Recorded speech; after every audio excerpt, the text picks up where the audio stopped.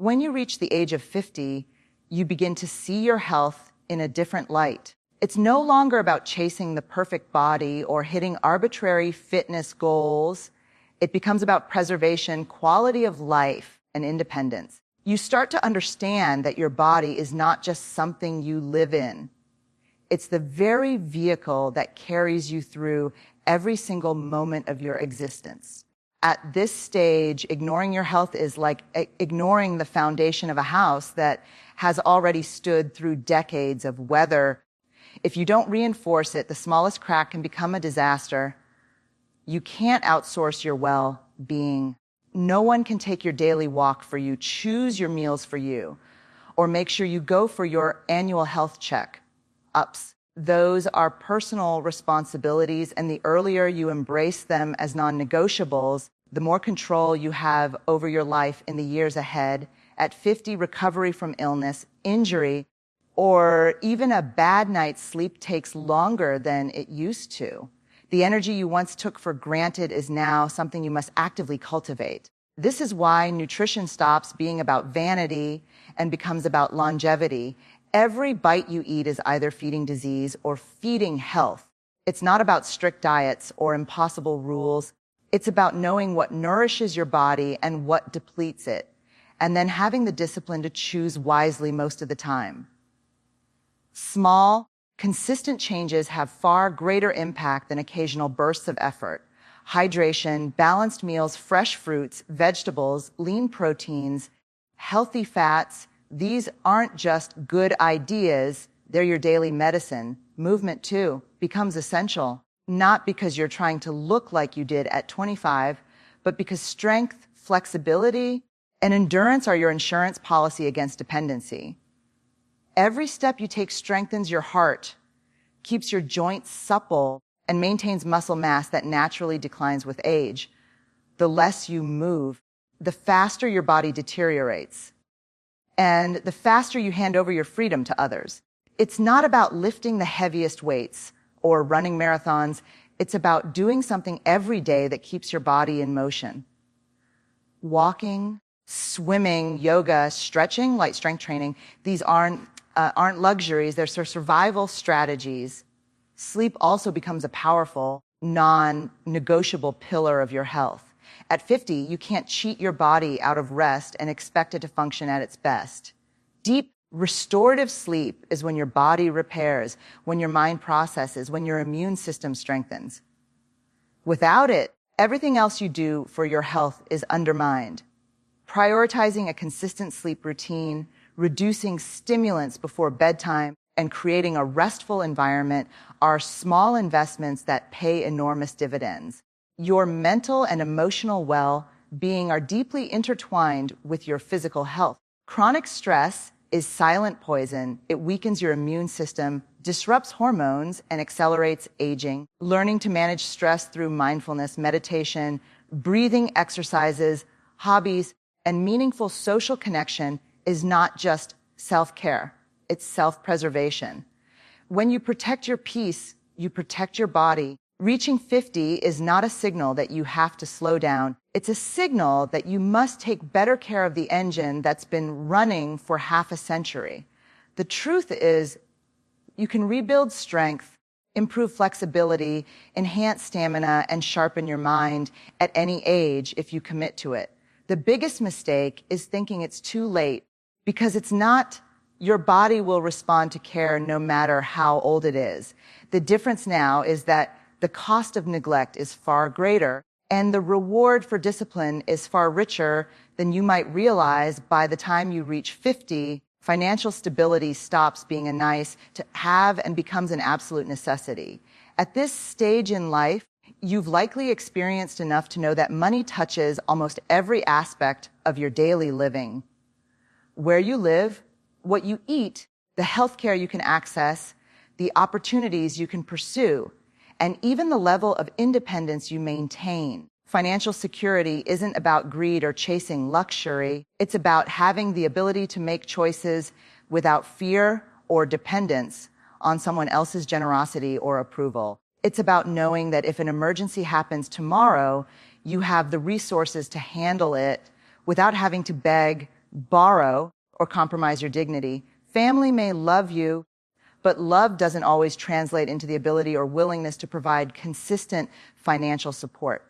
By 50, you begin to realize that even those closest to you have their own struggles, their own budgets, and their own priorities. Depending on them financially can strain relationships, breed resentment, and leave you vulnerable to decisions that aren't truly yours.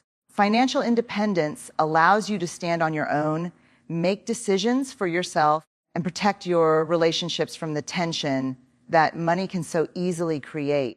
Building financial stability at this stage isn't just about having a job or a steady income. It's about creating systems that work for you even when you're not actively earning. This means eliminating unnecessary debt, building an emergency fund, and exploring investments that grow over time. It also means understanding your spending habits, not just what you spend money on, but why you spend it. Impulse buying, emotional spending, and the constant desire to keep up with others can drain resources that should be securing your future. At 50, you're not trying to impress anyone. You're building a life that sustains you. It's also the time to take a hard, honest look at your expenses and separate needs from wants. Downsizing, if necessary, is not a failure, it's a strategy. Living within or below your means doesn't mean living small. It means living smart. Every dollar saved and invested now will work harder for you than money spent on fleeting pleasures. The goal is not to deprive yourself, but to create a cushion that allows you to breathe without the constant pressure of financial insecurity. Another key element of financial stability is diversifying your sources of income. Relying on a single paycheck, especially at this stage in life, can be risky. Whether it's starting a small side business, investing in real estate, building digital income streams, or leveraging skills you've acquired over the years, having multiple sources of income adds layers of protection. It means that if one source dries up, you're not left in crisis mode. Financial stability also requires learning to separate emotional needs from financial decisions. It's easy to give money to please someone, to buy gifts to maintain relationships, or to spend on experiences to fill an emotional void. But when those decisions compromise your security, they come at too high a cost. Setting boundaries around money is as important as setting boundaries in relationships, and it's a skill that must be practiced without guilt. By the time you reach 50, you've likely learned that not everyone who has been in your life deserves a permanent place in it. You begin to see that relationships built solely on convenience, blood ties, or shared history are not always the ones that nurture you. A tribe of mutual respect is different. It's a circle of people who see you for who you are, value your presence, and give as much as they take. It's not about quantity, it's about quality. At this stage in life, you stop chasing large social circles and instead focus on surrounding yourself with those who bring peace, not drama, and who uplift rather than drain you. Mutual respect means there's no hierarchy in worth within the relationship. No one is trying to outshine, control, or belittle the other. Instead, there's an unspoken agreement that each person's voice matters, that differences are allowed, and that boundaries are honored. When you have this kind of tribe, you don't have to wear a mask or perform to be accepted. You can show up in your truth, flaws, scars, and all, and still be embraced without judgment. At 50, you realize that trust and respect are built slowly but can be destroyed in an instant. This is why the people in your tribe are not chosen lightly. They have proven through their actions, not just their words, that they can be counted on in both celebration and struggle. They are the ones who don't disappear when things get messy, who don't use your vulnerability against you, and who don't expect you to shrink so they can feel bigger. A healthy tribe also knows the balance between giving support and giving space. They understand that respect doesn't mean constant contact. It means being present when it matters. You don't need people who only show up when they need something or who keeps score of every favor given and received. Real respect is not transactional. It's mutual care without hidden agendas. Cultivating such a tribe requires effort from you as well. You cannot expect loyalty, kindness, and understanding if you are not willing to give it in return. Mutual respect is a two-way street, and it thrives on reciprocity. This means listening without judgment, speaking truth without cruelty, and standing up for the people you care about, even when it's inconvenient. It means celebrating their wins without envy and standing beside them in their losses without needing recognition. Sometimes building this tribe means letting go of people you've known for years, but who consistently undermine your peace or treat you as an option rather than a priority. It can be painful, but it's necessary. At 50, time becomes too precious to spend in spaces where you're not valued. You start choosing people who want to grow with you, who are excited about your evolution, and who inspire you to become the best version of yourself through both their words and their example. When you reach 50, the roles that once defined you may begin to shift or even fade. You might no longer be the full-time parent whose daily life revolved around children, the career-driven professional chasing promotions, or the person constantly meeting the needs of others before your own. This shift can leave a void if your identity was tied solely to those roles. That's why having a sense of purpose beyond them becomes not just important, but essential. Purpose is what anchors you when familiar responsibilities change, when the noise of constant activity quiets down, and when the people who once needed you every day begin to need you less. It gives you a reason to wake up that has nothing to do with external expectations and everything to do with your own sense of meaning. Purpose doesn't have to be grand or world-changing to be powerful. It doesn't have to involve public recognition, big titles, or massive achievements. It simply has to matter deeply to you. For some, it might mean creating art, gardening, mentoring younger generations, or writing or contributing to a cause that touches the heart. For others, it might be starting a small business, traveling with intention, or finally learning a skill they've always put off. What matters is that it fuels your spirit and reminds you that your life still holds room for new chapters. When purpose exists, it acts as a compass. It keeps you moving forward when life throws changes you didn't plan for. It allows you to navigate transitions without losing yourself in them. Without purpose, it's easy to drift into a routine of mere existence, filling days with distractions rather than direction. You may keep yourself busy, but busyness without meaning often leads to quiet dissatisfaction. Purpose gives structure to your days and meaning to your efforts. At this stage of life, purpose also becomes a source of emotional resilience. It gives you something to pour yourself into when relationships change, when health challenges arise, or when career shifts occur. It's a reminder that even if one door closes, you still have the power to open another. Purpose can also be deeply healing, allowing you to take past experiences, both joyful and painful, and channel them into something that benefits others or enriches your own growth.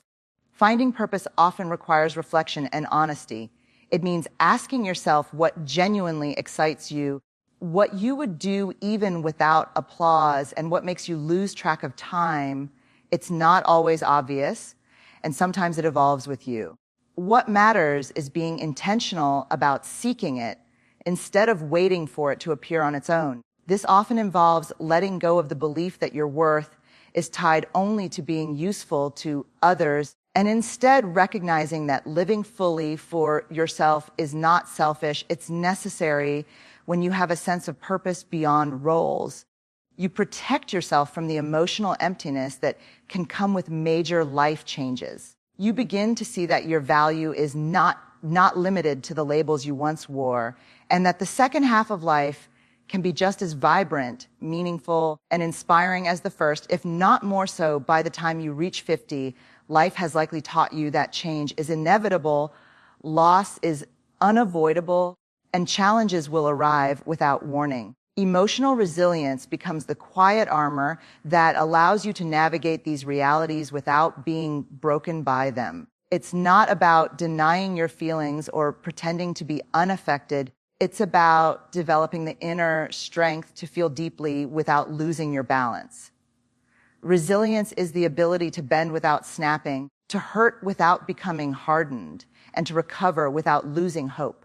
At this stage of life, it becomes one of the most important skills you can carry, because while you may not control what happens to you, you can control how you respond.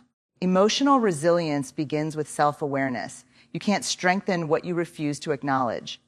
By 50, you've had enough experiences to recognize your triggers, your patterns, and the thoughts that spiral you into stress or doubt.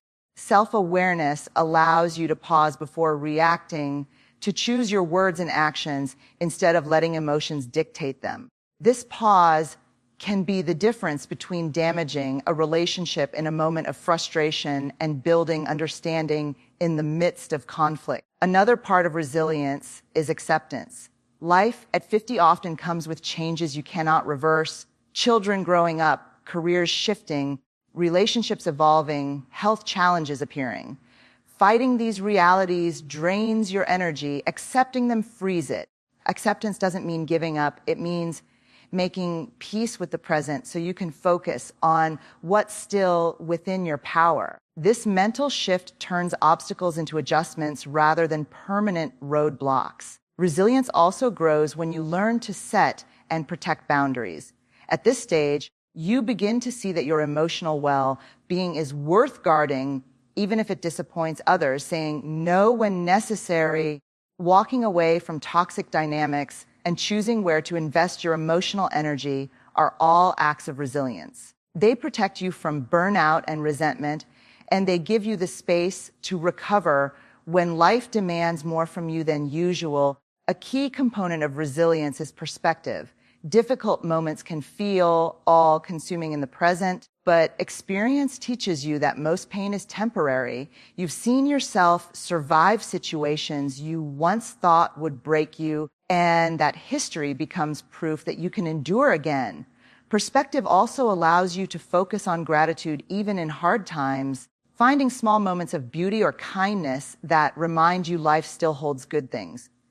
Finally, resilience is strength.